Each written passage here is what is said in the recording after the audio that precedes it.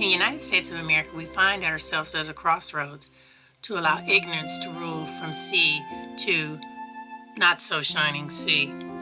History is officially defined as the study of past events, particularly in human affairs. Another definition refers to the whole series of past events. So who gets to decide what the whole story of past events actually is? We now see a movement where the whole story is simply too barbaric to tell, and so our remedy is to conceal those things that may be offensive or make people uncomfortable because they were not responsible for said atrocities. The historical experience of African Americans in the United States is now under attack. It's under attack by those who received little more education in Black studies than the African Americans themselves. It's no wonder that proponents of a concealed African American history cannot understand the outrage, disdain, and disbelief of African Americans when approaching this issue. Just because you decide to cover something up doesn't mean it's not still there. Because according to Martin Luther King, when it's darkest is when you can see the stars. To our understanding, there are 191 references to slavery in the state of Florida's new curriculum. One of those 191 topics includes instruction on how slaves developed skills which in some instances could be applied for their personal benefit. Let's just stick a pin in that. When someone receives a benefit in the truest sense of the word, the benefit is for the betterment of the person. It's a perk, an incentive, a safety net. A personal benefit is something that's designed to enhance or make the conditions for that individual or person better. So let's look more closely at what skills were provided to slaves that resulted in their personal benefit. First, let's be clear. The individuals we are talking about are slaves. Slaves are owned people. They were not free to come and go as they pleased. They weren't able to control their own destiny. Their marriages were not recognized by the law, and they could not own property or vote. They could not testify in legal proceedings against a white person. Slaves were allowed to be rented, sold, and used to settle debts. They didn't have the right to congregate like you see in the movies, unless someone white was present. They could not own firearms, and they could not be taught to read. Slaves were expected to comply with their black codes or face brutal punishments, which included whipping, branding, or imprisonment. While there were cases where a slave could be killed without consequence, this created a conundrum for the slave's owner because of the slave's value. And because that value was so great, that would result in an economic loss to the owner. So let's get back to this idea of choice. Slaves did not have choices. If the owner felt you needed to be a blacksmith, then that's what you were. You could not refuse. If the owner felt you needed to be a cook, that's what you did. You could not refuse. Skills were not offered to the slaves so they could personally benefit. Skills were taught to slaves so the masters could personally benefit and enrich themselves. So how do we measure the effect of slavery on white advantage? According to Reese in 2019, chattel slavery was an intricate and brutal practice with a clear economic goal to enrich the white population. The profits from cotton propelled the U.S. into position as one of the leading economies in the world and made the South its most prosperous region. As of the 1860 census, there were 4 million slaves in the southern United States. So let's look a little deeper into the economic benefits of slavery. And here's one quote I'll drop on you. By the time the Civil War erupted, 4.9 million bales of cotton were being harvested annually, and most of it was exported through northern ports.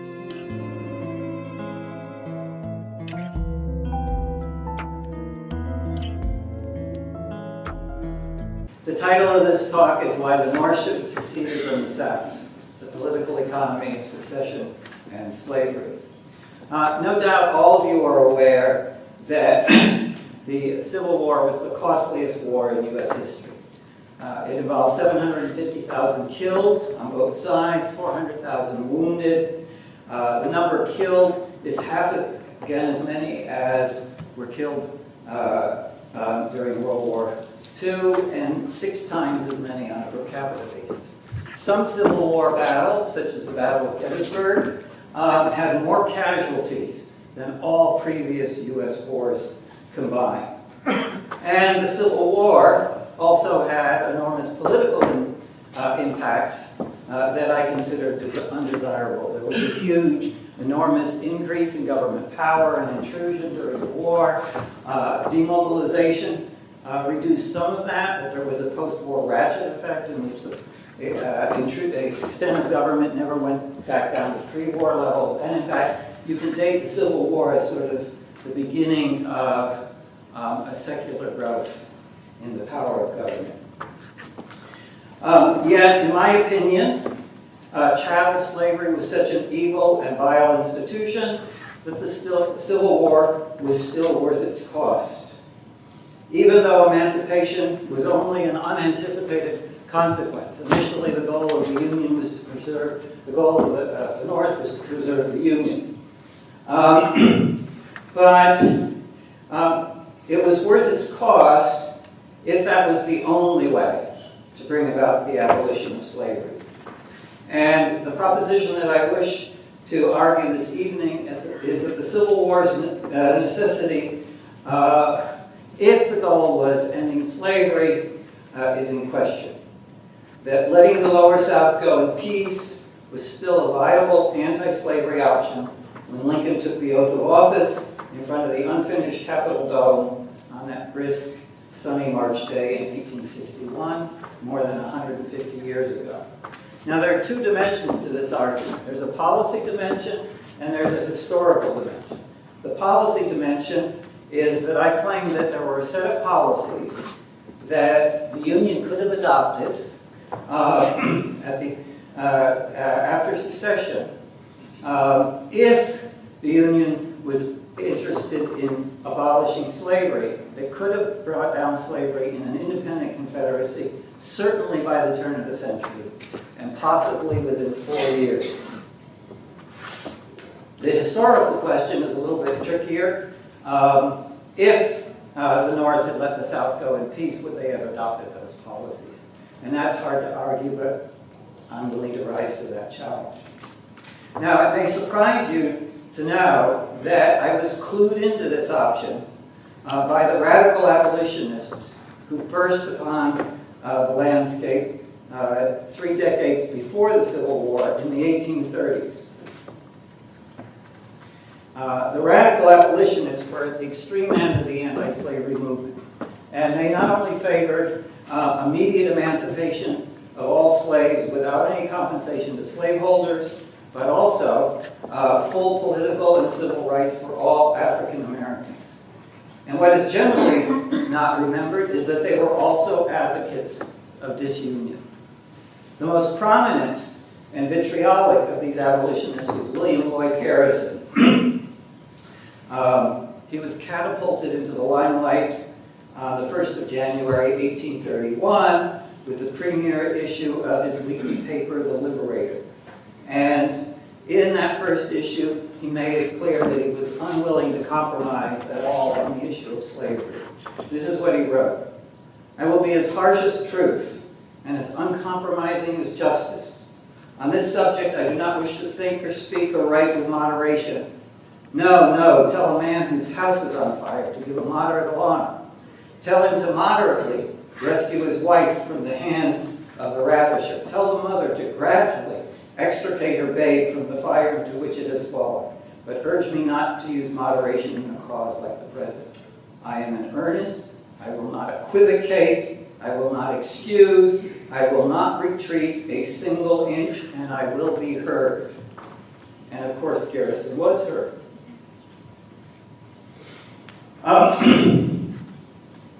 Garrison's strategy is interesting. He was opposed to direct political action. He was an anarchist. and a pacifist, and his hostility to government was so extreme that he even refused to vote.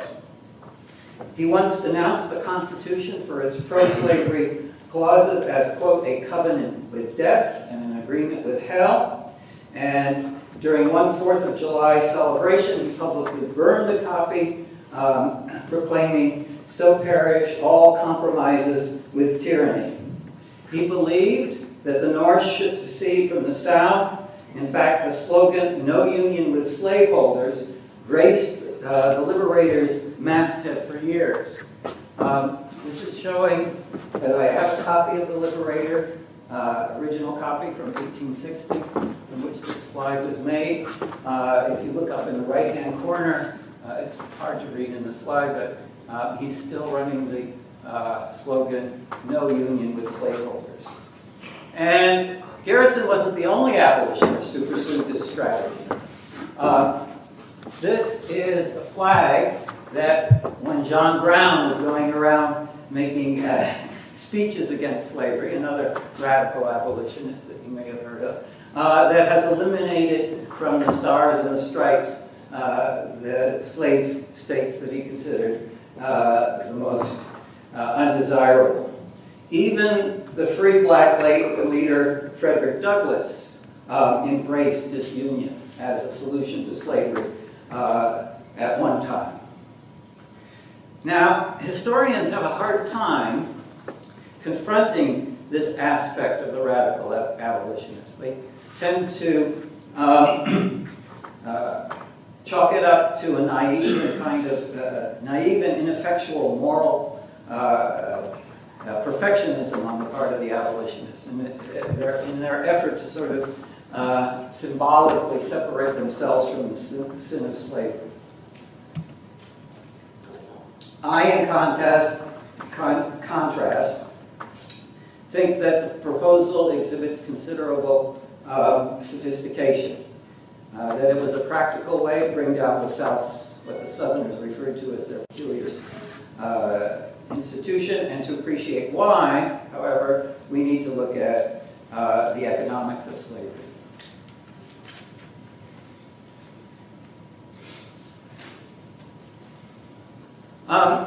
One way of thinking about slavery is that a slaveholder is like the employer of free labor with some extra options. Like the employer of free labor, the slaveholder can use positive incentives to motivate slaves. And in fact, some slaveholders paid wages, and there was, in fact, an implicit wage paid to all slaves in the form of feeding, clothing, housing, no matter how poor it was. But the advantage that the slaveholder has over the employer of free labor is that he can also use coercion. He can also use violence, negative incentives, to motivate workers. And what determines which the slaveholder will use is whichever is cheaper at the margin, unless the slaveholder is a sadist. Coercion is not costless to the slaveholder. What is the future income stream from a dead slave? To give the extreme example. And so slaveholders faced a classic trade-off between positive incentives and negative incentives. And which predominated depended on the type of work. And as a result, the Old South's labor market was actually divided into three sectors. There was one sector where negative incentives were not impossible, but they were too costly. And employers only used positive incentives. You only saw free labor doing jobs that required the use of firearms, wide dispersion, extensive travel, handling large sums of cash, etc., etc. Notice, by the way, these tended to be the higher paying jobs. And then there was a sector of the labor market where the trade-off was so close that you saw slaves and free labor going head-to-head in competition. This included skilled crafts, artisans, blacksmiths, masons, carpenters, and also in southern factories. Southern factories could be profitably managed both with slave labor or free labor. And then you saw a sector where negative incentives were cheaper and you only saw slave labor, and that was on the plantation, large plantations, the agricultural sector. In fact, if you look at the history of plantations, it turns out that plantations usually almost universally disappear when emancipation takes place in the West Indies and elsewhere. Now, to give you an idea of how different factors can affect this trade-off, how many of you have seen either version of the horrible movie Ben-Hur? Ben-Hur is a character in ancient Rome, and in part of the movie, he is forced to work as a galley slave. It turns out that this is very historically inaccurate. Galley slavery was virtually unknown in the ancient world. And the reason was that oarsmen also had to be able to fight. You only see the emergence of galley slavery in the Mediterranean with the invention of gunpowder. And then the oarsmen no longer had to fight. Okay, so we're looking, so far I've looked at slavery from the perspective of the slaveholder. Now let's turn this around and look at it from the perspective of the slave. For the slaveholder, positive and negative incentives are just two alternative costs. But every dollar paid as wages is a dollar received by workers. Whereas every dollar allocated to the coercion of slaves, such as hiring overseers, is not a benefit to the slave. It's a cost to the slave. In economic jargon, it's deadweight loss, right? It is resources essentially thrown away. And all you can say, all of slavery's enforcement costs, therefore represented deadweight loss. And all you can say about the enforcement costs that were a social burden for the entire system is that as long as the enforcement costs were borne by individual planters, the burden fell entirely on the slaves. But this ceases to be true, however, if slaveholders can socialize enforcement costs and impose those costs on others. And what institution is generally used to impose costs on others? The government. At the time of the Civil War, only 1/4 of Southern families owned slaves, but they were the wealthiest 1/4. So it will not surprise you to learn that slaveholders were very successful at getting subsidies from government at all levels in enforcing slavery. The chief mechanism at the state and local level was a system of slave patrols. Established in nearly every slave state, they enforced black codes, apprehended runaways, monitored rigid pass requirements, broke up large gatherings, visited slave quarters randomly, inflicted impromptu punishments, and when occasion arose, suppressed insurrection. And how were they financed? Well, in the border states, they were financed with taxes, but in most of the South, serving on the slave patrol was compulsory. Patrol duty was compulsory for most able-bodied white males. This is an era and region where professional police were virtually unknown. Again, you can't read it very clearly, but the way the system worked was similar to the militia. You would be called up to duty. You could get out of duty either by hiring a substitute or by paying a fine. So this lists some of the fines, and for instance in Texas, the fines for failing to provide patrol duty were between $5 and $10, which doesn't sound like very much, but to turn that into modern dollars, you need to multiply it by 25, and then you have to recognize that that the income per capita was much lower in this period than it is today. So the wealthy could escape the slave patrols, but not poor whites. So notice the irony. right? A kind of coerced labor from poor whites is being used to enforce coercion against slavery. And this has very perverse results because it reduces the cost of coercion to the slaveholder, to the individual planter. And that shifts the mix, the optimal mix for the planter towards more negative incentives and fewer positive incentives. The slaves are worse off, deadweight loss goes up, but now the deadweight loss is falling on the free white population. At the national level, the main way that the U.S. government subsidized slavery was with the Constitution's fugitive slave clause.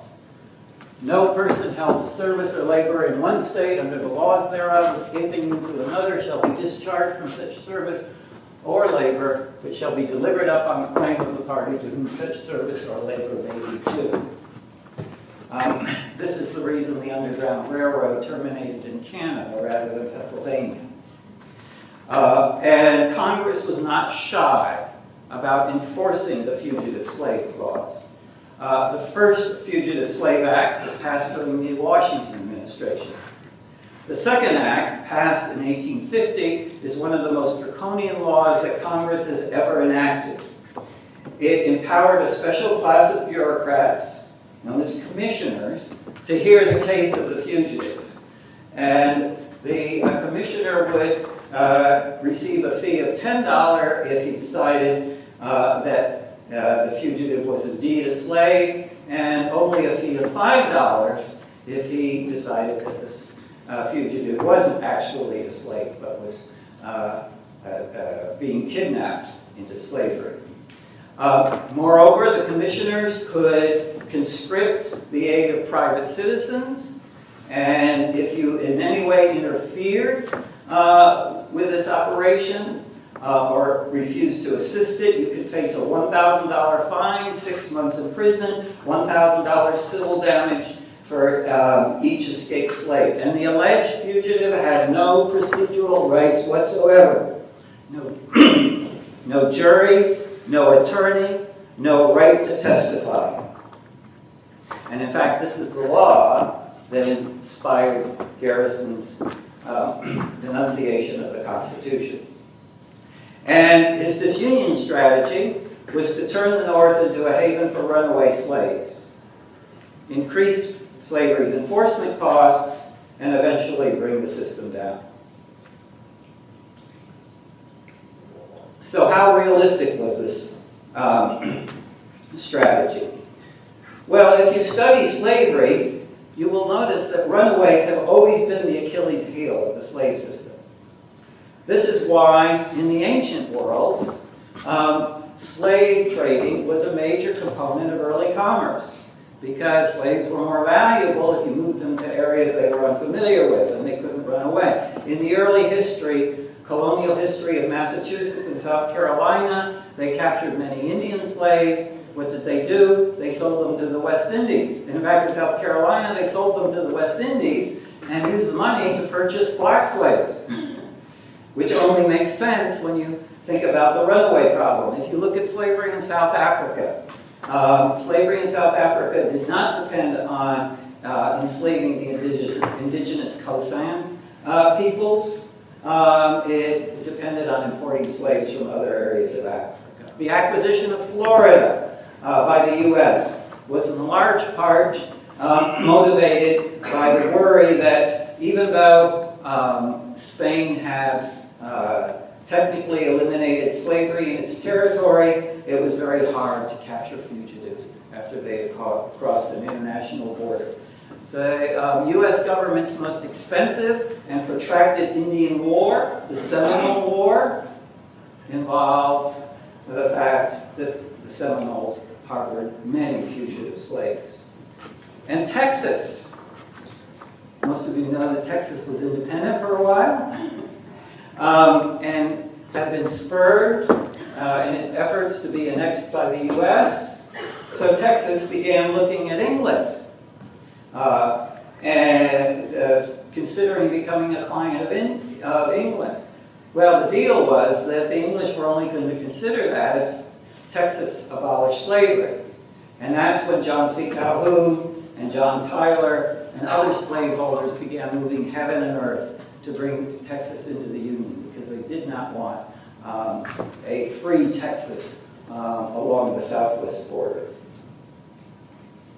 The Supreme Court actually made a decision about the Fugitive Slave Clause in 1842. It's called Prigg versus Pennsylvania.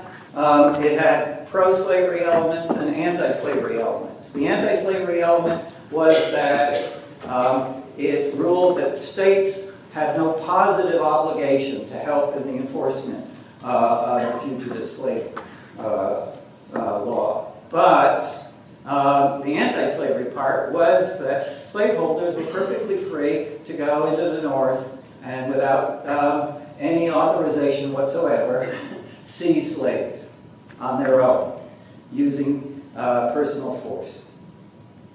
As a result of this, many northern states, actually had started before this decision, but many more northern states began passing what were known as personal liberty laws, which restricted the realm of the state and local government in apprehending or assisting in the apprehension of fugitives.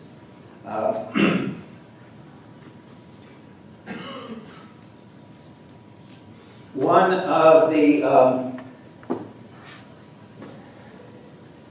southern reaction to this law, these laws, was quite vehement.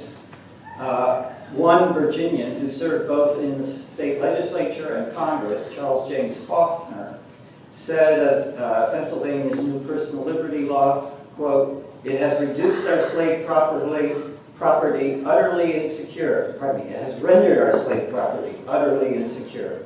Slaves are absconding from Maryland and this portion of Virginia in gangs of 10s and 20s, and the moment they reach the Pennsylvania line, all hopes of their recapture are abandoned. The existence of such a law on the statute book of any state is not only a flagrant violation of the spirit of the federal Constitution, and indeed of its express provisions, but a deliberate insult to the whole Southern people, which would amongst nations wholly independent and disconnected by federal relations be a just cause of war." Now, he actually is exaggerating the number of slaves who escaped. The census data suggests that the number was as low as 1,000 per year. Although there's other data in terms of the growth of the African community, African American community in Canada, that suggests the number was higher. But the critical point is not every slave has to run away in order for this to affect the value of slaves, right? How much are you going to be willing to pay for shares of Microsoft stock if a critical number of them can run away? So here is showing how the probability of a slave running away affects the value of the slave. A prime field hand cost $1,200 at the time of the Civil War in South Carolina. The probabilities there on the side are percentages. You can see that if the probability is 0.01%, the fall in value is very low. But you get up to 1%, and you've lost a considerable amount. The price falls to $1,800, the present value of the future income extracted, and 10%. The price of the slave has fallen in half, which is why you have slave prices higher in the southern states than southern slave states than in the border slave states. You have this price gradient in which slaves are not only moving from the East Coast into the Southwest, but they're moving from the Upper South downward. Now, the historians have tended to dismiss the fugitive slave question because they've looked at the proportion of runaways out of the total slave population. This is the information from the 7th census. You have 1,000 slaves running away during the year. with a population of 3.2 million slaves. Notice that the proportion of the total population is 0.03%. But that's the wrong way to look at the number, because not every slave is equally likely to run away. Infants do not run away. Pregnant mothers do not run away. It's prime field hands and skilled slaves, the most valuable slaves that run away. And you also have to look at location, right? Slaves from Alabama had very little chance of running away permanently to the north. But slaves in Virginia, in Kentucky, in Missouri, had a much greater opportunity. And as a result, you see that from the period to 1830 to 1860, while the proportion of slaves in all the slave states has remained fairly constant at 1/3. You look at the border states, Delaware, Maryland, Kentucky, and Missouri, and I could have thrown in West Virginia if I had the data, the proportion is steadily declining. Notice in Delaware, the proportion of slaves out of the total population is less than 1%. In fact, by this time in Delaware, 90% of African Americans were already free. In Maryland, it's fallen from 23% to 12%. In Kentucky, it's fallen from 24% to 19%. In Missouri, from 17% to less than 10%. The number 10 and 20% is pretty critical, because that's the proportion of slaves out of the total population in New York after the American Revolution, when New York adopted gradual emancipation. In other words, Garrison was hoping for a domino effect. If you eliminate the federal subsidy to slavery, that first brings down slavery in the border states. Those states become free states, and then the process eventually reaches the Deep South. And again, Southerners were quite aware of this. Again, quoting James Faulkner, no proposition can be plainer than that the slaveholding interest in this country is everywhere one and the same. Remember, he's from Virginia. An attack upon it here is an attack upon it in South Carolina and Alabama. Whatever weakens and impairs it here, weakens and impairs it there. The fanaticism of Europe and Northern America is embarked on a crusade against it. We must stand or fall together.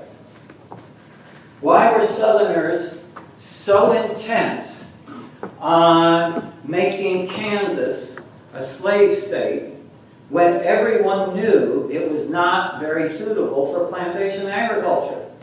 In fact, Southerners were far more united about making Kansas a slave state than they were behind the various filibustering expeditions that tried to incorporate slave regions of Central America or the Caribbean. And historians have half the story right. You bring in Kansas as a slave state, and you have 2 more senators from slave states.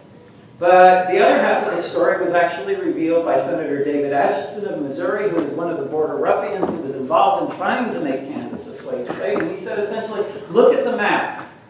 Missouri is already bordered on 2 sides by free states. If Kansas comes in as a free state, we will not be able to hang on to our slaves. If you look at the South Carolina Ordinance of Secession, the grievance they give the most play to is not Abraham Lincoln's election. It is the failure of Northerners to comply with the fugitive slave provision. Now, partially, this was a rhetorical play because it allowed them to argue that Northerners had abrogated the constitutional contract before Southerners, but it reflected a genuine concern about the impact of fugitive slaves on the future of slavery.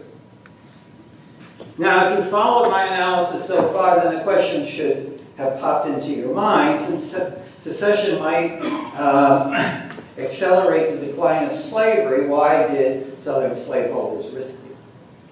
And the answer is, look at the alternative. It's become a commonplace that government today is dominated by special interests. That's always been true. It's just less objectionable when government is smaller and less intrusive. And one of the major special interests that dominated the U.S. government from soon after adoption to the Constitution right up until 1860 is what Republicans and abolitionists call the slave power.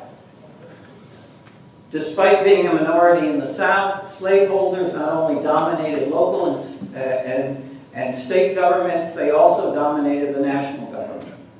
Southern slaveholders held the presidency more than 2/3 of the time over that period. 49 out of 72 years. 24 out of 36 speakers of the House have been slaveholders. 25 out of 36 presidents pro tem of the Senate have been slaveholders. 20 out of 35 Supreme Court justices have been slaveholders, giving slaveholders a majority on the court at all times. And then in 1860, a man had been elected president, Abraham Lincoln, who not only did not carry a single slave state, but within 10 of them didn't even get a single recorded vote. The South had become irrelevant in determining the president's election. All of a sudden, this special interest that had dominated the Union since the beginning was politically dispossessed. Secession was a risky gamble. Many slaveholders felt they had nothing to lose. One Georgian wrote his congressman, Alexander Stephens, arguing that independence would permit Southerners to erect, quote, an impassable wall between the North and the South so that Negroes could not pass over to the North, or an abolitionist come south to annoy us anymore, close quotes. In other words, a reverse border patrol or a Confederate Berlin Wall. But other Southerners disagreed, including Stephens himself, who became Confederate vice president. He actually opposed Georgia's secession, saying that slavery is much more secure in the Union than out of it. Only in South Carolina did secession pass by overwhelming majorities. In every other state that seceded in the initial wave of secession, there were considerable numbers who were opposed to secession. And remember that only the lower South has seceded at the time of Lincoln's inauguration. At the time of Lincoln's inauguration, there are still more slave states in the Union than out of the Union. It's only with the call for troops after the firing on Fort Sumter that Virginia, North Carolina, Tennessee, and Arkansas joined the Confederacy, quickly doubling the size and material resources of the Confederacy. Ultimately, the runaway played a crucial role in slavery's collapse. Lincoln's Emancipation Proclamation of January 1863 technically freed very few slaves because it only applied to the areas of the Confederacy that the Union had not yet occupied. So it didn't apply to Tennessee, it didn't apply to large parts of Louisiana, it didn't apply to counties in Virginia. Yet it struck at slavery as effectively as any measure that encouraged fugitives. Slaves began flocking to Union lines. The estimate is that between 15 and 20% of slaves ran away, but as a result of that, labor discipline collapsed throughout the South, and by the end of the Civil War, the Confederacy itself had moved to emancipation. Slavery collapsed in Maryland. Maryland is one of the slave states that didn't secede. But when Congress instituted compensated emancipation in the District of Columbia,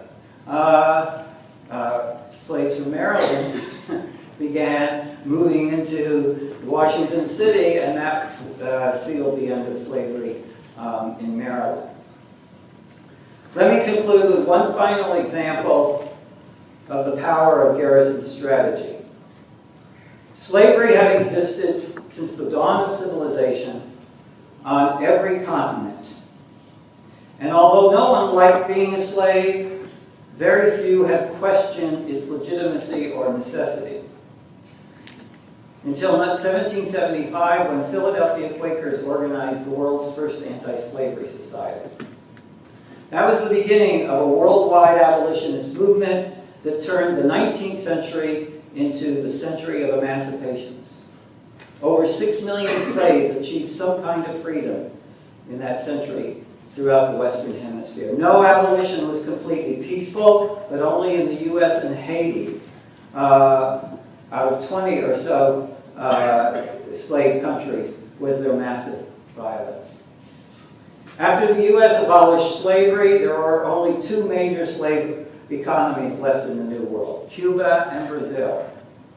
Brazil had a plantation economy very similar to that of the US, but it also had a very strong abolitionist movement, partly because manumission of slaves was much more common in Brazil, and so there was a much larger population proportionally of free blacks. And as a result, in Brazil, in 1871, adopted a gradual emancipation law. But the gradual emancipation law freed no living slaves. It only freed slaves who were born after passage of the law when they reached the age of 21.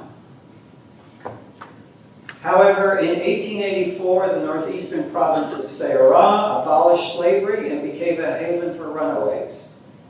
Brazil had a fugitive slave law, but it was unenforceable, and you saw the same domino effect that Garrison had hoped for. By 1888, planters went along with immediate and uncompensated emancipation because they were worried if they held out any longer, they would lose title to their lands. How many years is it from 1884 to 1888? 4 years. How long was the Civil War? 4 years. The abolitionist movement was usually a minority everywhere. Yet in little more than 100 years, it was able to take a labor system that had been ubiquitous and practically wipe it off the face of the earth. Now I know that chattel slavery still persists illicitly and clandestinely. But we now live in a world in which no dictator, no matter how tyrannical or bloodthirsty, would dare get up and publicly defend owning another human being. And not only is that a stunning testament to the power of ideas, but it represents classical liberalism's most impressive and enduring triumph. Thank you for your attention.